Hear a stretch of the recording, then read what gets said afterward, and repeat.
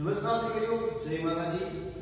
આજે આપણે ધોરણ 11 માં ગુજરાતી વિષયમાં જે કાવ્ય છે, ભજન છે, 17મું ભજન કરે તે જીતે, કવિ શ્રી મકરંદ દવેનું જે કાવ્ય છે, ભજન છે, એનો આજે આપણે અભ્યાસ કરીશું।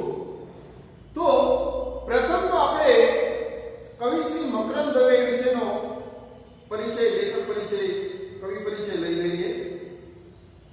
कवि, नवलकथाकार, निबंधकार, चरित्रकार અને આત્મસાધક મકરંદ વજેશંકર દવેનો જન્મ ગોંડલમાં થયો હતો। માધ્યમિક સુધીનું શિક્ષણ ગોંડલમાં રાજકોટ આર્ટ્સ કોલેજમાં દાખલ થયા પછી 42મી લડત માટે ઇન્ટર આર્ટ્સથી અભ્યાસ શરૂ। અનેક દૈનિક પત્રો, સામાયિકો સાથે તેઓ જોડાયા અને સાહિત્ય પત્રકાર તરીકે તેમણે નોંધપાત્ર કામગીરી પણ કરેલી છે। સૌંદર્ય પ્રીતિ, માનવ હૃદયની સંવેદનાનું ઝીણું આલેખન, સૌરાષ્ટ્રની વાણીમાં ઓજ તથા માધુર્ય, કાવ્યવાણીની સુગંધતા એમના કાવ્ય લેખનના આગવો મિજાજ બક્ષે છે। આધ્યાત્મ અને ધર્મના સ્તર પર રહી ભજન ગીતોમાં એમના ઉન્મેષો પરંપરાની વાણીમાં પોતિકો અવાજ મેળવવા મથે છે। ગુણ અનુભવ અને ગહન ચિંતનને કવિ રસમય અભિવ્યક્તિ આપી શકે છે। તરણા, જયભેરી, ગોરજ, સૂરજમુખી, સંજ્ઞા, સંગતિ જેવાના કાવ્ય સંગ્રહો છે। હવે અહીંયા એમણે ક્યાં ક્યાં કાવ્ય સંગ્રહો લખ્યા એનો પણ ઉલ્લેખ છે। દીકરીઓ, તમારે વ્યવસ્થિત આ યાદ રાખવાના છે એટલા કાવ્ય સંગ્રહો પણ। અને અહીંયા શિક્ષણ પૂરું કર્યા પછી પણ સ્પર્ધાત્મક એક્ઝામો જે આવે છે એમાં પણ આ કાવ્ય સંગ્રહો ઘણીવાર પૂછાયેલા છે। તો તરણા, જયભેરી, ગોરજ, સૂરજમુખી, સંજ્ઞા, સંગતિ જેવા એમના કાવ્ય સંગ્રહો છે। જગુક વીજળી જગુક એમનો બાળ કાવ્ય સંગ્રહ છે। એમનો બાળ કાવ્ય સંગ્રહ કયો છે તો કે જગુક વીજળી જગુક। તો શ્રેણી વિજાનંદ ગીત નાટિકા છે। પુરાણ કથાને ગુત્તી માટીનો મહેકતો નાદ એમની નવલકથા છે। બે ભાઈ બાળ નાટ્ય સંગ્રહો છે। પીડ પરાઈમાં પ્રસંગ ચિત્રો છે। અંતર્વેદી, યોગપદ, સહજને કિનારે, ભગવતી સાધના, ગર્ભદીપ, ચિરંતના જેવા ગ્રંથોમાં એમનું ચિંતન પ્રગટ થયું છે। સંત કેરીવાણી એમનો સંપાદિત ભજન સંગ્રહ છે। એમનો ભજન સંગ્રહ કયો તો કે સંત કેરીવાણી। ઘટને માર્ગે અને ટાર્જન જંગલનો રાજા એમના અનુવાદો છે। એમણે રંજીતરામ સુવર્ણચંદ્ર, નરસિંહ મહેતા એવોર્ડ તેમજ સાહિત્ય ગૌરવ પુરસ્કાર પ્રાપ્ત થયા છે। હવે તમારે પ્રશ્નો પૂછાય છે તો લેખક પરિચય વિશેના પ્રશ્નો પૂછાય એમાં મકરંદ દવેને ક્યાં ક્યાં એવોર્ડ પ્રાપ્ત થયા છે તો કે રણજીતરામ સુવર્ણચંદ્ર, નરસિંહ મહેતા એવોર્ડ તેમજ સાહિત્ય ગૌરવ પુરસ્કાર પ્રાપ્ત થયા છે। વલસાડ પાસેના નંદી ગ્રામમાં જીવનની ભૌતિકી શૈલી તેમજ ચોક્કસ ઉદ્દેશોને સાર્થક કરતી ડોમ્યુન લાઈફ તેમણે વિકસાવી છે। એ શું કહ્યું છે કે વલસાડ પાસે નંદીગ્રામમાં એમણે જે બૌદ્ધિક લોકો છે, આર્થિક રીતે સદ્ધર હોય આર્થિક લોકો કહેવાય, આપણે બૌદ્ધિક લોકો એટલે કે જે બુદ્ધિથી બુદ્ધિશાળી છે, જેમની પાસે સારી એવી બુદ્ધિ છે, તે લોકો અહીંયા વલસાડ પાસેના નંદીગ્રામમાં વસે છે।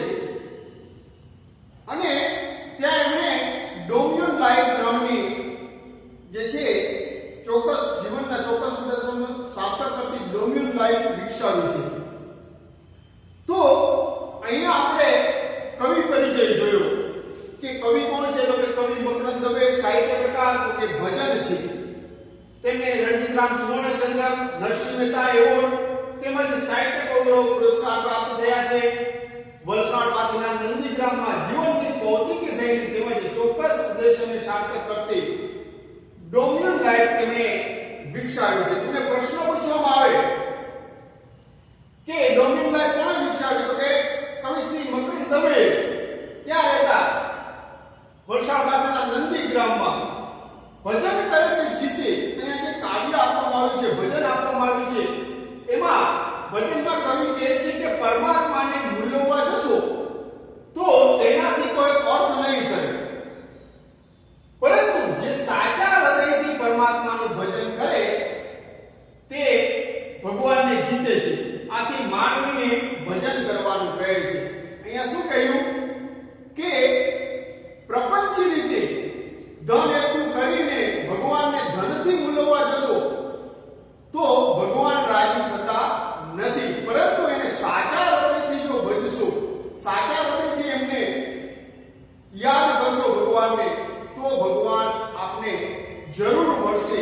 એવું અહીં કવિ શ્રી મકરંદ દવે આ ભજનમાં કહે છે. હવે આગળનું ભજન આપણે હવે જોઈશું.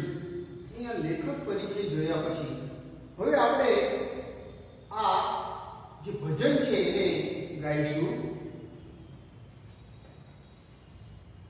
ભજન કરે તે જીતે મનવા, ભજન કરે તે જીતે મનવા, ભજન કરે તે હારે મનવા, ભજન કરે તે જીતે મનવા, ભજન કરે તે જીતે. તુલસી દલથી તોલ કરો તો બને પવન પરટો, અને હિમાલય મૂકો હે મનો તો મેરુથી મોટો.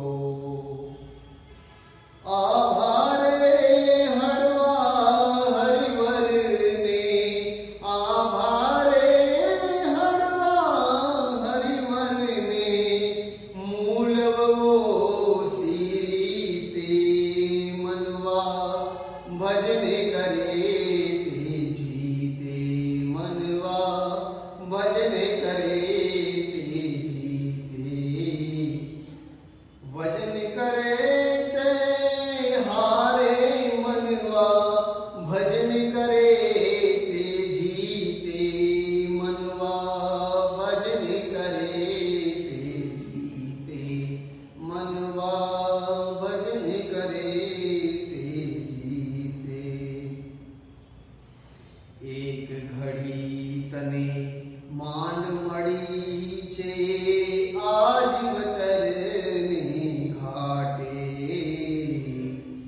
સાચ ખોટના ખાતા પાડે એમાં તું નહીં ખાટે.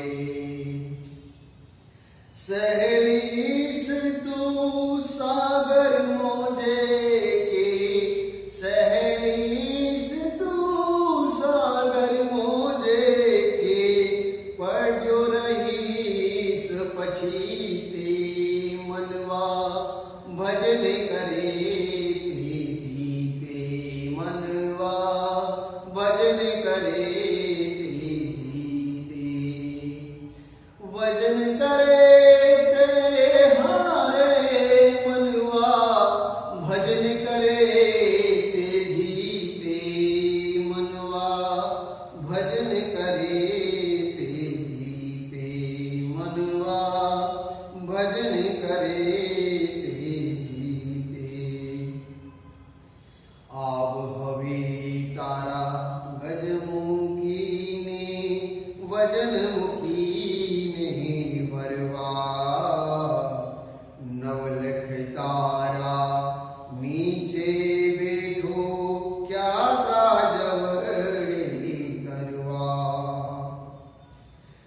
14 ભુવનનો સ્વામી આવે, 14 ભુવનનો સ્વામી આવે, ચપટી ધૂળની પ્રીતે હો, ચપટી ધૂળની પ્રીતે મનવા, ભજન કરે તે જીતે મનવા, ભજન કરે તે જીતે. ભજન કરે તે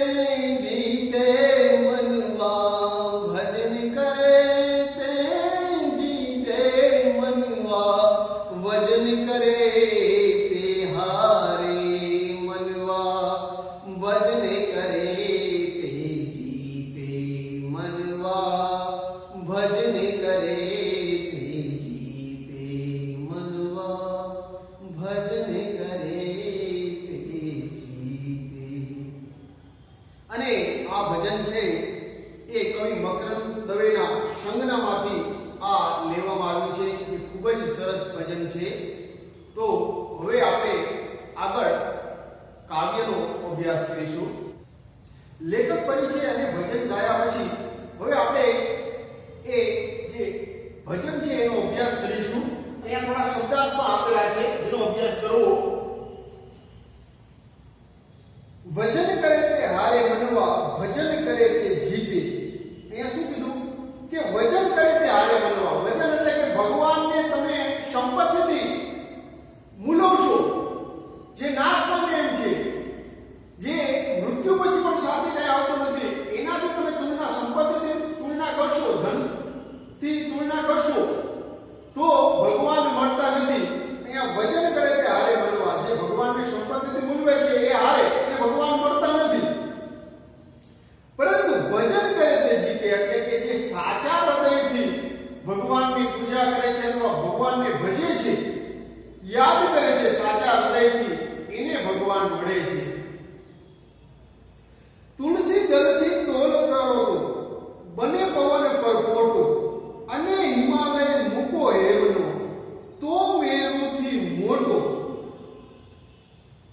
આ ભારે હળવા હરિવરને મૂલવો સી રીતે, રે મનવા ભજન કરે તે જીતે. અહીંયા શું કહ્યું છે કે તુલસી દલથી તોલ કરો તો બને પવન પર પોટો. અહીંયા તુલસી દળ એટલે કે તુલસીનું પાંદડું, એનાથી તોલ કરો તો, વજનથી કહેવાનો અર્થ એ છે કે વજનથી બને પવન પર પોટો. હવે તુલસી પત્ર જેવા સામાન્ય એનાથી વજનની સરખામણી કરો તો એ ભગવાન છે પરપોટા સ્વરૂપે બની જાય, એનાથી પણ હલકા બની જાય. અને હિમાલય મૂકો હેમનો તો મેરુથી મોટો. અને હિમાલય મૂકો હેમનો, હેમનો એટલે કે સુવર્ણ, સોનાનો. આપણે હિમાલય જેટલું સોનુંથી ભગવાનનું વજન કરીએ, એને આંકીએ તો ભગવાન છે એ તો મેરુથી મોટા પર્વત, એટલે કે જે મેરુ પર્વત એ સોનાનો એક મોટો પર્વત છે, તો એનાથી મોટા બની જાય. તો અહીંયા શું કહ્યું કે તુલસી દલથી તોલ કરો તો બને પવન પર પોટો, અને હિમાલય મૂકો હેમનો તો મેરુથી મોટું. આમ ભગવાનને સોના મોહરો દ્વારા, સંપત્તિ દ્વારા એને કોઈ દિવસ પામી શકાય નહીં. પરંતુ ભગવાનને સાચા હૃદયથી જે ભક્ત પૂજે છે, યાદ કરે છે, એને ભગવાન મળે છે. આમ ભગવાન આગળ અઢળક સંપત્તિ મૂકો તો પણ ભગવાન રીઝે નહીં, પરંતુ એ છે એ સામાન્ય સાચા હૃદયથી પૂજવાથી એ રીઝી જાય છે. તો ભગવાનની મૂલ્યવોસી રીતે એટલે કે ભગવાનની સરખામણી છે એ સંપત્તિ સાથે ક્યારેય કરી શકાય નહીં.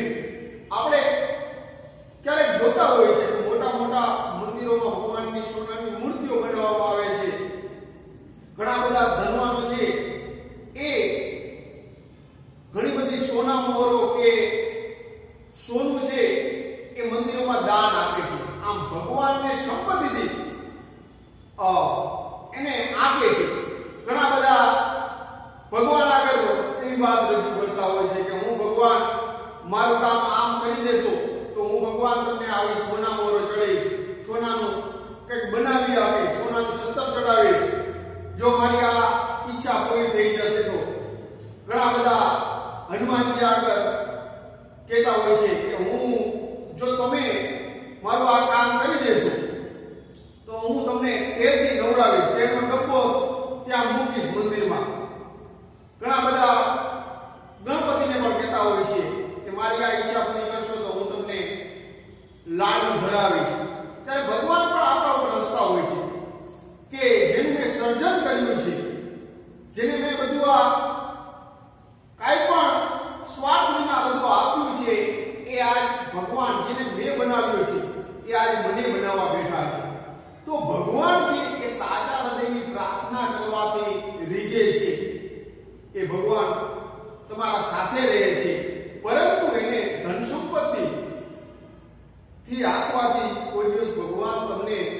મળતા નથી. એક ઘડી તને માન મળી છે આ જીવતરને ઘાટે, કે જીવનરૂપી ઘડી તને માન મળી છે. ઘાટે એટલે કે કિનારે. આ જીવન છે એ સંસાર રૂપી સાગર જ છે, જેમાં જીવન ટૂંકું છે. માણસ વિચારતો જ હોય છે કે આમ કરીશ ને હું આગળ આમ કરીશ ને આમ કરીશ ને એટલામાં તે એનું જીવન ક્યારે વીતી જાય છે એ ખબર પડતે નથી. જાણે એ કેવી રીતે અનેક જન્મો સુધી આ ધન સુખ ભોગવવાનું હોય એવી રીતે પાપથી કમાઈને પણ ધન એકઠું કરતો રહે છે, એકઠું કરતો રહે છે. પરંતુ જ્યારે માણસનું મૃત્યુ થાય છે ત્યારે બધાએ ખાલી હાથે જવાનું હોય છે. પરંતુ માનવી એ સમજતો નથી, પરંતુ એ સતત એ પાપથી કમાઈને પણ ધન એકઠું કરતો રહે છે. સાચ ખોટના ખાટા પાડી એમાં તું નહીં ઘાટે. અહીંયા શું કહીશું કે સાચા ખોટાના ખાતા પાડવાથી એમાં તું ખાટવાનું નથી, એટલે કે જીતવાનું નથી, તને કઈ લાભ થવાનો નથી. સહેલીશ તું સાગર મોજે કે પડ્યો રહીશ પછી તે. અહીંયા શું કહ્યું છે કે જીવન રૂપી સાગરમાં તું સહેર કરીશ કે એક જ રૂમના ખૂણામાં, પછી તે કે તું પડ્યો રહીશ. અહીંયા પછી તને કહે છે દિવાલ છે ઘરની પાછળની દિવાલ, એ કહ્યું છે કે જીવન રૂપી સાગરમાં સહેર, ઘરના એક ખૂણામાં પડ્યો રહીશ નહીં. રે મનવા ભજન કરે તે જીતે. આવ હવે તારા ગજ મૂકી વજન મૂકીને વરવા. ગજ એટલે કે એક કાપડ માપવાની ધાતુની પટ્ટી હોય છે, એનાથી વજન મૂકીને વરવા. અહીંયા શું કહ્યું છે કે ભગવાનને કઢંગી રીતે મૂલવાનું, આંકવાનું મૂકી દે. હજી સમજી જા. અહીંયા કોઈ ગયે છે નવલખ તારા નીચે બેઠો ક્યાં ત્રાજવડે તરવા. અહીંયા જે નવલખ એટલે કે અમૂલ્ય જે ચીજ છે, અમૂલ્ય ભગવાન છે, એ અમૂલ્ય છે, એને ક્યાં ત્રાજવડે તું તોલવા બેસીશ. એટલે આ બધું મૂકી અને સાચા હૃદયથી ભગવાનની ભક્તિ કર. 14 ભુવનનો સ્વામી આવે ચપટી ધૂળની પ્રીતે. અહીંયા શું કીધું કે 14 ભુવનનો સ્વામી, જે કેટલાય ભુવનનો સ્વામી છે, ભગવાન છે, એ ચપટી ધૂળની પ્રીતે. એટલે ચપટી એટલે કે થોડું પણ સાચા હૃદયથી ભાવનાથી તું ભગવાનને પ્રેમ કરીશ, એને યાદ કરીશ, તો એ થોડી પણ પ્રેમ ભાવનાથી ભગવાન તારી પાસે આવશે. રે મનવા ભજન કરે તે જીતે. આમ અહીંયા આપણે આ કાવ્ય જોયું, એનો મુખ્ય ભાવાર્થ જે આપણે જોયો કે પરમાત્માને આપણે મૂલવવાનું, આંકવાનું, ધન સંપત્તિથી આંકવાનું કે ધન સંપત્તિ સાથે તુલના કરવાનું મૂકી દેવું જોઈએ. અને પરમાત્મા તો એને મળે છે જે થોડા પણ સાચા હૃદયથી ભગવાનની ભક્તિ કરે છે, એને યાદ કરે છે, એને ભગવાન છે એ મળે છે. ઘણા બધા આપણે જોતા હોય છે કે કોઈકનું ખરાબ કરે અને પછી ભગવાનને આ મંદિરે જઈને બે હાથ જોડીને કહે કે હે ભગવાન, મેં આખા દિવસમાં કે જીવનમાં જે કંઈ પાપો કર્યા હોય ક્ષમા આપી દીધી. હવે જે બીજાનું ખરાબ કરે છે ભગવાનને, તો ભગવાન પણ કહે છે કે અન્યનું તું ખરાબ કરે છે તો અન્યનું ખરાબ કરીશ તો પાપમાં પડે છે, એટલે એ પાપોને દૂર કરવા એ હું પણ સમર્થ નથી. તો જીવનનું જે સાચી ભક્તિ છે એ ધર્મની વ્યાખ્યા જ એ છે કે જીવનમાં કોઈને પણ દુઃખ પહોંચે, કોઈને પણ હાનિ પહોંચે એવું આપણે ન કરવું. એ જ જીવનનું સાચી ભગવાનની ભક્તિ કરી કહેવાય. અને એ જ સાચી આપણી મૂડી છે જે જીવનમાં મૃત્યુ પછી પણ સાથે રહે છે. આમ અહીંયા આ કાવ્યમાં ભજન કરે તે જીતે કાર્યમાં કવિએ પરમાત્માને ધન સંપત્તિથી નહીં પણ થોડા પણ સાચા ભગવાનની ભક્તિ કરવાનું કહ્યું છે અને આ કાવ્ય સંજ્ઞામાંથી લેવામાં આવ્યું છે. તો આ કાવ્યનો આપણે વારંવાર અભ્યાસ કરવો તથા પુનરાવર્તન કરવું.